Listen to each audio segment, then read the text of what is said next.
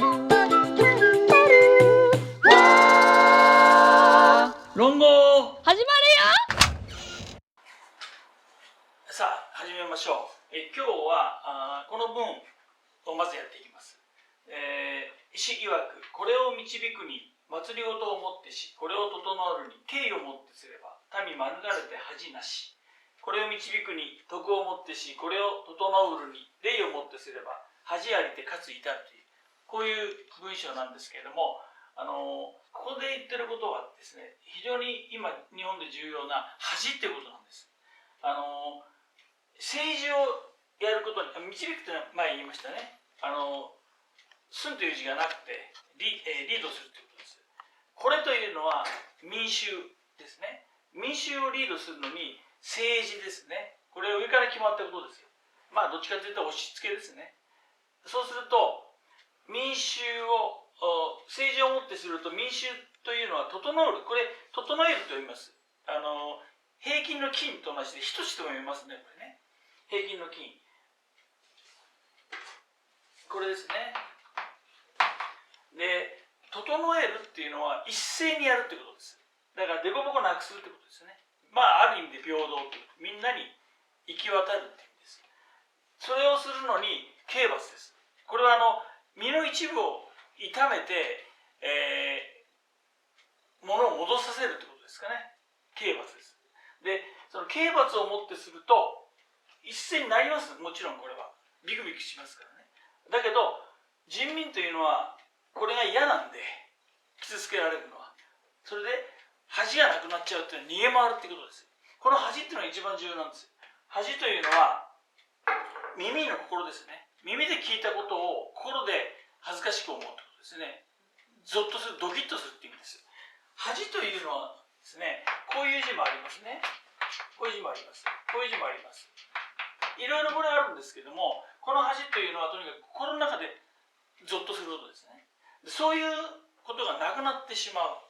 で、逃げて隠れながら、悪いことするとかね、いいこともしちゃうんですけども、隠れながらやってしまう。で、こういうことっていうのは実は、全体的に放火の考え方なんです。放火ですね。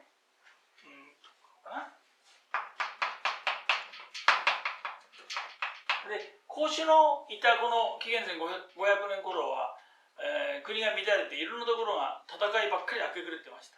そういうところにですね、大体、法律とかそういうのは整備されてなくて、軍隊が力で押し込めたという、そういうことで皇帝の言うことだけで国が動いているというね、そういうところだったんです。で、そこでこの放火というのは法律を作りなさいよっていうことで、孔子たちの一派とは別の一派として実はあったんです。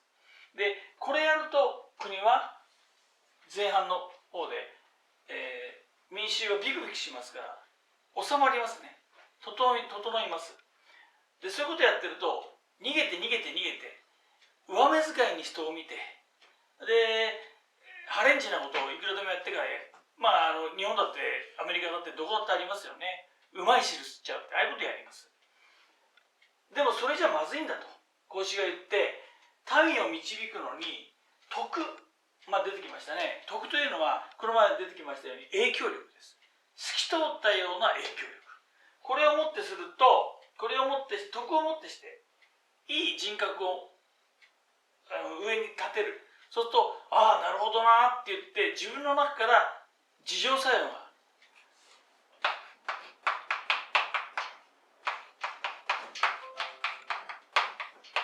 自浄作用が湧くんです。それで民を凸凹がなくする、平等にするのに礼ですね。礼儀ですをもってすれば、その恥、これやっちゃいけないかなっていう自浄作用が働いて、かつその上に至るっていうのは道に至るっていう意味です。この至るというものはこの字と同じですね。道に至るっていう意味です。それでここで出てくるのは分かるんですね。当然、人徳、精神性、人々の気持ち、そういうものでもってすれば刑罰ではなくて、ルールではなくて、これをやると人々は平等にみんなこっち向きますよ。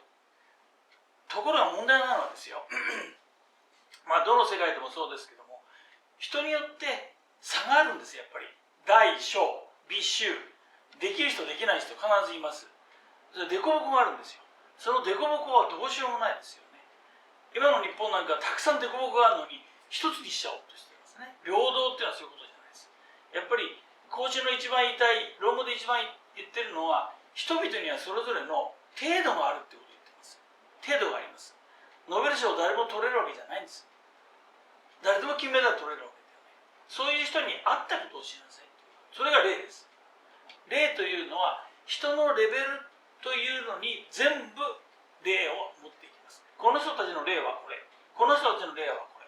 まあそれはCタイプっていうんですけども、 K、C タイプですね。このレベルの人とかこのレベルの人とか、これはまあ一般的に武士、これは、孔子みたいな人たちですね。ああいう役人たちです。そういう人たちの中にはそれぞれ違った礼儀があるんです。でこれをもってしなさいとかね、一斉に。こっちの K というのはこれ一斉にやります。物を取っちゃいけない。じゃあこれ物を取っていいのかってことですね。極端にちょっといいんです。どういうのがいいかというとね、徳なんて、徳というものと礼というものをくっつけちゃうと、この礼儀っていうのはね、中国にはこういう決まりもあるんです。来記という本で、80歳、90歳まで生きた人は何をしてもいいっていうのがあるんです。要するに、無賃乗車しても、屋台からリンゴかっぱらっても構わないんです。しょうがねえよなっていうことです。このおじいちゃんしょうがないよねって。今でもいるでしょ。でも一番問題になるのは80過ぎて90歳過ぎて車を運転してアクセルとブレーキ間違えてぶつけちゃって人を殺したんでね。そういう場合、我々とか20歳とか30歳とか40歳とか、そういう人たちが守るべきルールの中でその人たちを裁いていいのかっていうのはものすごく今問題になってるでしょう。だから執行猶予なんかつけたらば被害者の方がこれ起こりますよね。でそうした場合、これはさっき言いましたように放火と儒家ですね。これ孔子の方です。これの考え方の違いなんです。こっちは法律できつくしなさい。1分でも遅れたらもうダメですね。1日でも遅れたらお前入れない、それです。でこっちはまあいいじゃないの、そのぐらいはいろいろレベルがあるんだからっていうところです。どっちかというと国はこっち側じゃ収まりませんよね。徳をもってしたらダメです。やっぱりある程度のルールっていうのを、祭りごとっていうのはルールって言いますかね、法律をもってしないとダメなんです。それに刑罰をつけるから。コロナでも逃げ出したりなんかしたら罰則をする。これは刑事罰にするか行政罰にするかって今問題になってますけれども、刑事罰というのは前科になりますね。行政罰はダメだよお前っていうだけで済むんですけれども、どっちがいいのか、そのやっぱり、なんていうか、せめぎ合いっていうのがこっちでいくかこっちでいくかです。でこれはね、徳がもしも支配すればですね、うまくいけばいいんですけども、まずくなったら抜け道がいくらでもあって、抜け道って言いますかね、従わない人がいます。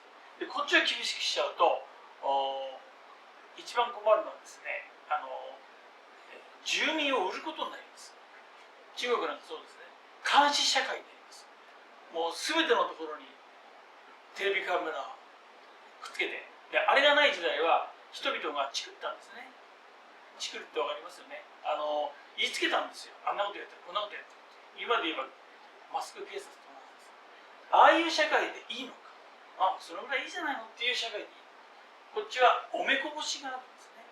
そういったところのせめぎ合いでいろんな組織があると思います。大きな組織、小さな組織、学校の中でも少ない人数、多い人数、その組織の規模によってこれとこれを使えなければダメです。